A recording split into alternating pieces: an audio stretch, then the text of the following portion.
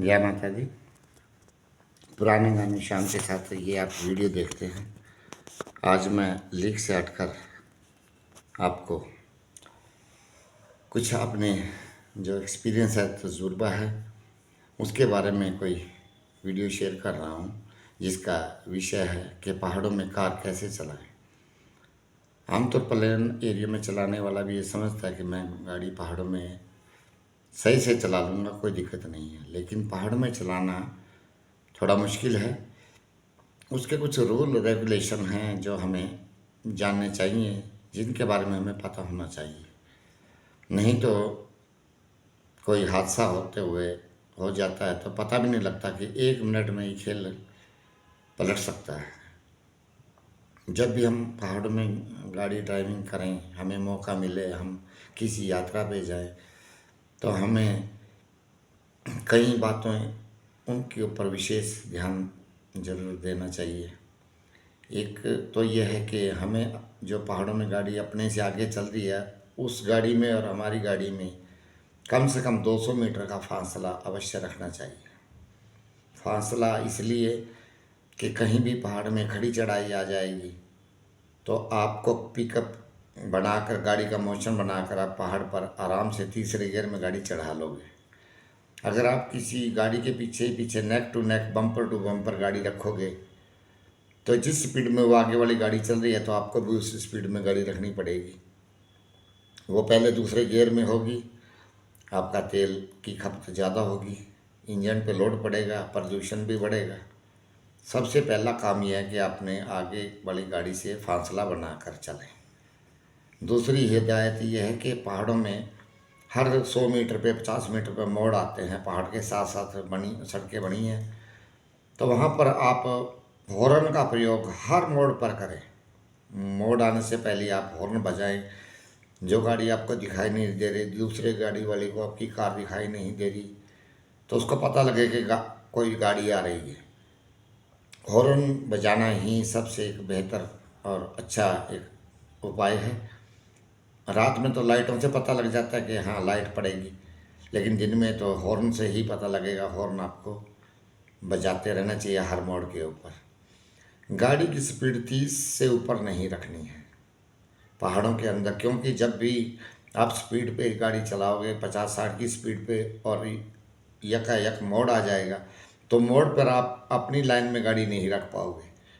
वो गाड़ी हटकर दूसरी लाइन में चली जाएगी सफ़ेद पट्टी को क्रॉस करके, और सामने से जो गाड़ी मोड़ से आ रही है उसका आपको नहीं पता कि वो आपकी लाइन की तरफ ही आ रही हो।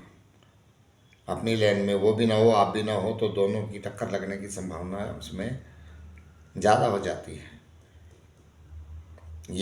ये है। और एक अपने आप को ये मत हर ड्राइवर अपने आप को होशियार समझता है कि नहीं मैं सही चलाऊंगा, मेरे से एक्सीडेंट नहीं होगा। थोड़ी सी भी गलती, मामूली सी भी गलती एक बहुत बड़े भयानक हादसे का कारण बन जाती है। स्पीड में गाड़ी होगी, आप गाड़ी मोड़ नहीं पाओगे, गाड़ी ढलान से नीचे भी जा सकती है। इसीलिए गाड़ी की स्पीड कम से कम जितनी भी हो सके 30, 35, 40 तक ही रखें, ज़्यादा नहीं। ओवरटेकिंग करना सख्त मना है पहाड़ों के अंदर। अगर आप ओवरटेकिंग करते हैं तो आपको आइडिया बहुत दुरुस्त होना चाहिए कि हाँ सामने से जो गाड़ी आ रही है उस गाड़ी से पहले ही मैं क्रॉस कर जाऊंगा, ओवरटेक कर जाऊंगा।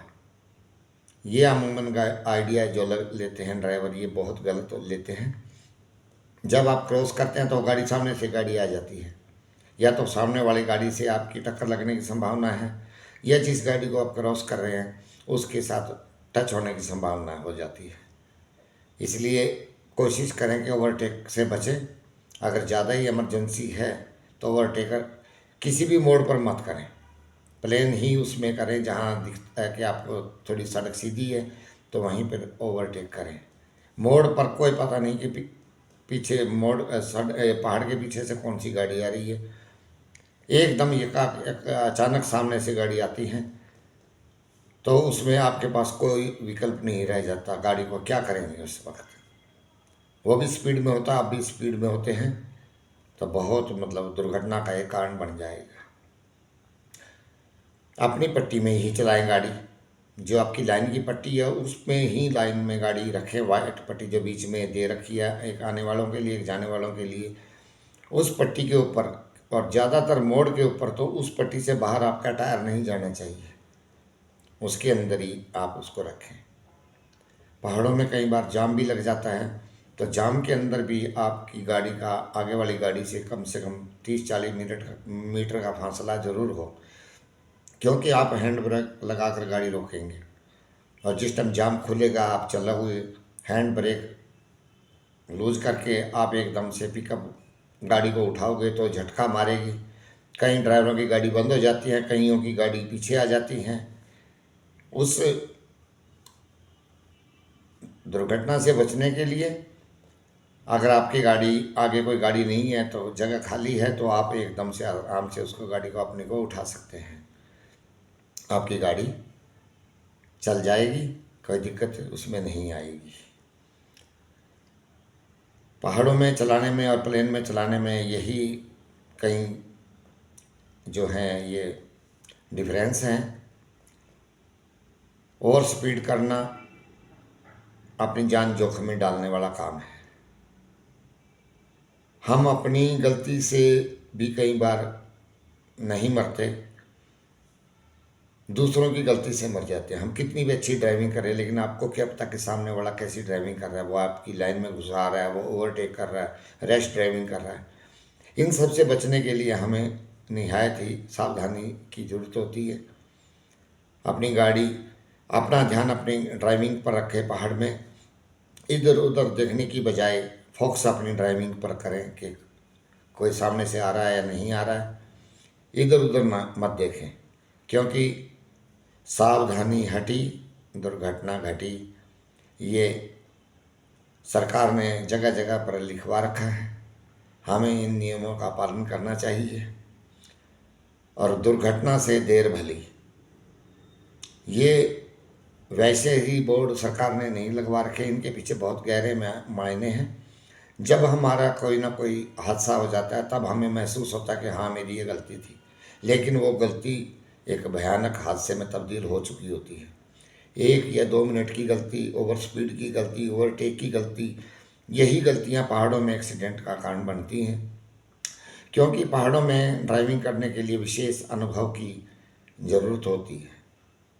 आम ये नहीं है कि चौड़ी सड़कें, यहाँ पर सिर्फ इतनी ही सड़क आपको मिलेगी कि एक गाड़ी आ सकती है, एक जा सकती है, इससे ज़्यादा नहीं। एक तरफ खाई होगी, एक तरफ पहाड़ होगा, तो बहुत ध्यानपूर्वक सावधानीपूर्वक गाड़ी चलाने का यहाँ प्रावधान होता है।